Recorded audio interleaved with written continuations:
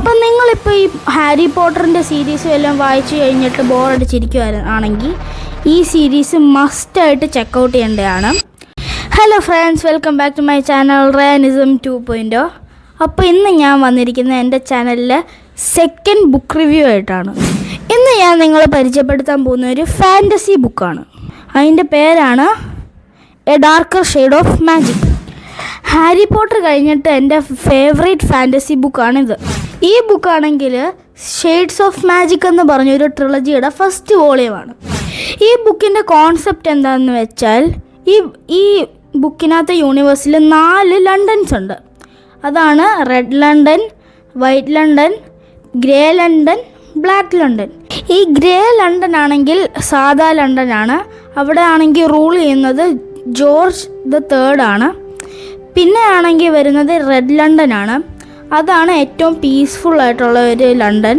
അവിടെയാണ് മാജിക്കും ഹ്യൂമൻസും ഒരുപോലെ പോകുന്നത്. പിന്നെയാണ് വൈറ്റ് ലണ്ടൻ, ഏറ്റവും സ്കേറി ആയിട്ടുള്ള ലണ്ടൻ. അവിടെയാണെങ്കിൽ മാജിക്കിനെ ഈ ഹ്യൂമൻസ് എൻസ്ലേവ് ചെയ്യുവാണ്. പിന്നെയാണ് the most mysterious black London. ഈ യൂണിവേഴ്സിലെ ഒരു ഹ്യൂമൻ സ്പീഷീസാണ് ദ അറ്റാറീസ്. ഈ അറ്റാറീസിൻ്റെ പ്രത്യേകത എന്താണെന്ന് വെച്ചാൽ അവർക്കൊരു കോയിനും അവരുടെ ബ്ലഡും ടോക്കണായിട്ട് ഉപയോഗിച്ചിട്ട് വേറെ ലണ്ടൻസിലോട്ട് ട്രാവൽ ചെയ്യാൻ പറ്റും. ഈ അറ്റാറീസ് ആണെങ്കിൽ എക്സ്റ്റിങ്ക്റ്റായി ഇപ്പോൾ ആകെ 2 അറ്റാറീസേ ഉള്ളൂ. അതാണ് ഹോളൻഡും പിന്നെ കെല്ലും. ഇതിനകത്ത് കെല്ലാണ് നമ്മുടെ പ്രൊട്ടാഗണിസ്റ്റ്, ഹോളൻഡാണ് ആൻറ്റാഗണിസ്റ്റും. പിന്നെയാണ് ഈ ബുക്കിനകത്ത് ഹീറോയിൻ ലൈല വരുന്നത്. അവളാണെങ്കിൽ ഒരു പിക്ക് പോക്കറ്റാണ്. അപ്പോൾ ഈ ബുക്കിൻ്റെ കഥ എന്താണെന്ന് വെച്ചാൽ ഈ കെല്ലിന് ബ്ലാക്ക് ലണ്ടനിൽ നിന്നുള്ള ഒരു ആർട്ടിഫാക്റ്റ് കിട്ടും. അതാണ് ബ്ലാക്ക് സ്റ്റോൺ. അപ്പം ഈ ബ്ലാക്ക് സ്റ്റോൺ ആണെങ്കിൽ ഭയങ്കര പവർഫുള്ളാണ്. അപ്പം ഇത് ഉപയോഗിക്കുന്ന ഏത് ഹ്യൂമൻ്റെയും ലൈഫ് എന്ന് പറഞ്ഞാൽ ലൈഫ് കുറയും.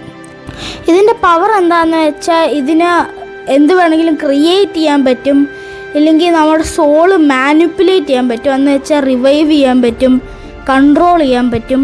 അങ്ങനെ കുറേ പവറുണ്ട്. ഇതിൻ്റെ ഒരു സൈഡ് എഫക്റ്റ് എന്താണെന്ന് വെച്ചാൽ ഇത് അഡിക്ഷൻ ആവാൻ സാധ്യതയുണ്ട്.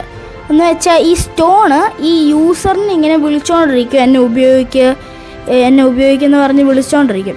ഇപ്പോൾ ഇത് ഉപയോഗിക്കുമ്പോൾ അവൻ്റെ ഈ യൂസറിൻ്റെ ലൈഫും പോവും, ഈ സ്റ്റോണിൻ്റെ പവർ കൂടുകയും ചെയ്യും.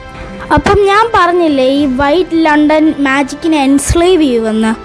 അപ്പം ഈ വൈറ്റ് ലണ്ടൻ റൂൾ ചെയ്യുന്ന ദ ഡെയിൻ ട്വിൻസ് ആണ്. അവർ 2 പേരുണ്ട്, ആസ്ട്രിഡും അത്തോസും.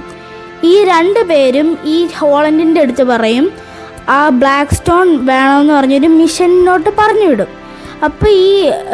അപ്പോൾ ഇവർക്കാണെങ്കിൽ ഈ വേൾഡ്സ് തമ്മിലുള്ള ഗേറ്റ് ഇങ്ങനെ ഓപ്പൺ ചെയ്തിട്ട് അവരുടെ മാജിക്ക് പോയി എൻസ്ലേവ് ചെയ്യാൻ പറ്റും.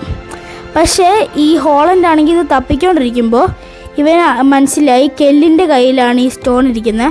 അങ്ങനെ കെല്ലിനെ കൊല്ലാനുള്ള ഒരു ഒബ്സഷൻ ഈ ഹോളൻഡിന് വന്നു തുടങ്ങും. അപ്പോഴാണ് നമ്മുടെ കോ പ്രൊട്ടാഗണിസ്റ്റ് ലില ബാർഡ് വരുന്നത്. അപ്പം ഇവളാണെങ്കിൽ ഈ കെല്ലിനെ പോലെയല്ല, ഇത്രയും കൂടെ കോംപ്ലക്സ് ക്യാരക്ടറാണ്. ഇവള് ഫൈറ്റ് ചെയ്യുന്നത് അഡ്വെഞ്ചറും ഫ്രീഡത്തിനും വേണ്ടിയാണ്. അപ്പം ഈ വേറെ ലണ്ടൻസിലോട്ട് പോകാമെന്ന് അറിഞ്ഞപ്പോൾ ഇവളാണെങ്കിൽ വാശി പിടിച്ച് കെല്ലിൻ്റെ കൂടെ ഈ അഡ്വെഞ്ചറിന് പോകുന്നുണ്ട്. ഇവളില്ലായിരുന്നെങ്കിൽ ഈ ഹോളൻഡ് ആണെങ്കിൽ കെല്ലിനെ കൊല്ലുമായിരുന്നു. അപ്പോൾ ഇതൊക്കെയാണ് ഇതിൻ്റെ ഒരു ബേസിക് സമ്മറി. അടിപൊളി ബുക്കാണ്. അടിപൊളിയായിട്ട് മാജിക് ഉപയോഗിക്കുന്നുണ്ട്. ഓരോ ലണ്ടൻസിനും അതിൻ്റേതായിട്ടുള്ള പേഴ്സണാലിറ്റി ഉണ്ട്. മാജിക്കിന് തന്നെ അതിൻ്റേതായിട്ടുള്ള ഒരു മോട്ടീവുണ്ട്. ഞാൻ വായിച്ചതിൽ ഹാരി പോട്ടർ കഴിഞ്ഞിട്ട് ഏറ്റവും ബെസ്റ്റ് ഫാൻറ്റസി ബുക്ക് ഇതാണ്. ഇതിൻ്റെ 2 ബുക്കും കൂടെ ഉണ്ട്. അതിൻ്റെ റിവ്യൂ ഞാൻ പിന്നെ ഇടുന്നതായിരിക്കും. ഈ ബുക്ക് ഞാൻ മേടിച്ചത് ഫ്ലിപ്കാർട്ടിൽ നിന്നാണ്. ഇതിൻ്റെ പ്രൈസ് എത്രയാണെന്ന് വെച്ചാൽ 618 രൂപയാണ്. അപ്പം നിങ്ങളിപ്പോൾ ഈ ഹാരി പോട്ടറിൻ്റെ സീരീസ് എല്ലാം വായിച്ചു കഴിഞ്ഞിട്ട് ബോറടിച്ചിരിക്കുകയാണെങ്കിൽ ഈ സീരീസ് മസ്റ്റായിട്ട് ചെക്കൗട്ട് ചെയ്യേണ്ടതാണ്. അപ്പോൾ ഇനിയും ഇതുപോലത്തെ കിടുക്കാച്ചി വീഡിയോസായിട്ട് വരുന്നിടം വരെ റയാനിസം സൈനിങ് ഓഫ്.